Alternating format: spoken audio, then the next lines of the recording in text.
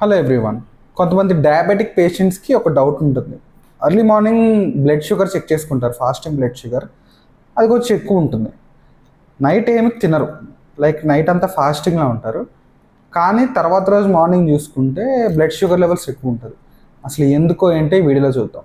జనరల్గా diabetic patients వాళ్ళు ఎప్పుడైనా ఫాస్టింగ్లో ఉంటే ఖచ్చితంగా ఏంటంటే వాళ్ళ బ్లడ్ షుగర్ లెవెల్స్ కొంచెం డ్రాప్ అవుతాయి.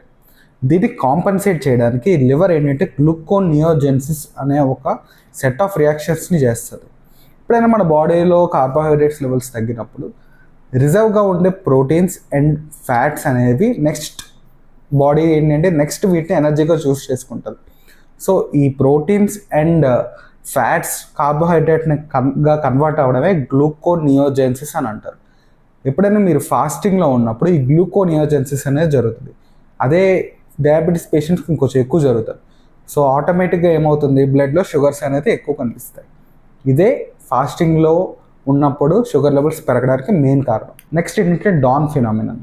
ఈ డాన్ ఫినామినన్ ఏం చెప్తుంది అని అంటే early morning 4 AM to 8 AM ఈ టైంలో ఏంటంటే కొన్ని హార్మోన్స్ అనేది ఎక్కువ ప్రొడ్యూస్ అవుతాయి బాడీలో. అవే cortisol, epinephrine, growth hormone and glucagon.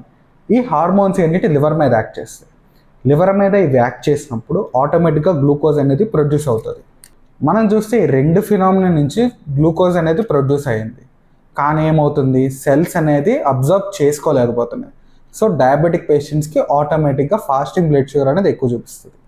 చివరికి చెప్పేది ఏంటంటే డయాబెటిక్ పేషెంట్స్ ఒక మీల్కి ఇంకో మీల్కి 8 to 10 hours మాత్రమే గ్యాప్ ఉంచాలి.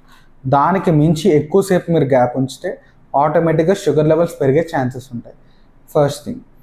సెకండ్ ఏంటంటే మేము ఫాస్టింగే చేయకూడదు డయాబెటిక్ పేషెంట్స్ అంటే చేయొచ్చు. అది ఓన్లీ ఒక డాక్టర్ సూపర్విజన్తో మాత్రమే మీరు చేయాలి. మీకు మీరుగా ఇంట్లో చేసుకుంటే షుగర్ లెవెల్స్ పెరిగే ఛాన్సెస్ ఉంటాయి. సో జాగ్రత్తగా ఉండండి. Thank you.